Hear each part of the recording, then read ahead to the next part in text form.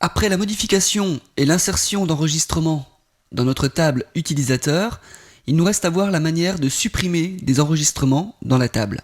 Nous allons garder la même logique, c'est-à-dire proposer depuis la page liste des utilisateurs la possibilité de supprimer un utilisateur. Comme vous pouvez le constater ici, j'ai donc fait évoluer mon script liste utilisateur en ajoutant donc une colonne avec le choix supprimer.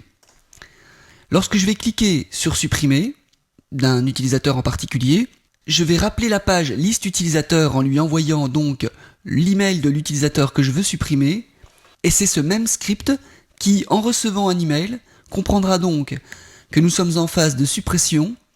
Il supprimera alors l'enregistrement correspondant à l'email reçu, puis affichera à nouveau la liste des utilisateurs.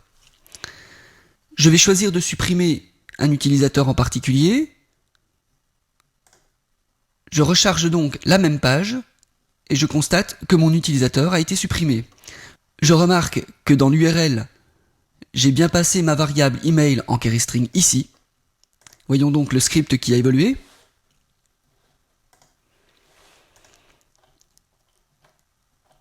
Voici donc les tests qui permettent de savoir si nous sommes en modification, en création, et le dernier que j'ai rajouté, si nous sommes en suppression.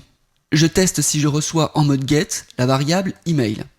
Dans ce cas, j'en déduis que je suis en suppression, et je vais donc exécuter la requête SQL delete from le nom de ma table utilisateur avec la condition where email égale à l'email reçu. J'ai juste à exécuter cette requête, à éventuellement tester si elle a bien fonctionné, et ensuite j'applique le même script que précédemment, c'est-à-dire l'affichage de la liste complète de mes utilisateurs. J'ai rajouté une colonne dans mon tableau, ainsi que la colonne correspondante pour chaque utilisateur, qui permet donc de faire la suppression. Cette suppression donc se fait à partir d'un lien href sur le même script, liste utilisateur 2.php, en lui ajoutant donc en query string un email, l'email de l'utilisateur correspondant à la ligne.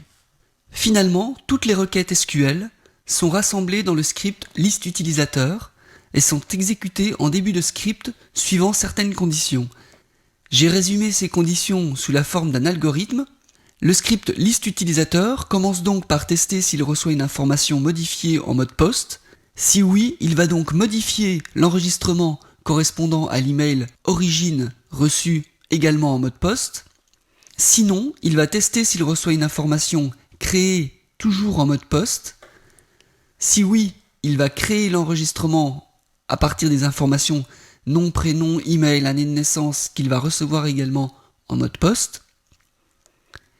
Sinon, il va tester s'il reçoit un email en mode get.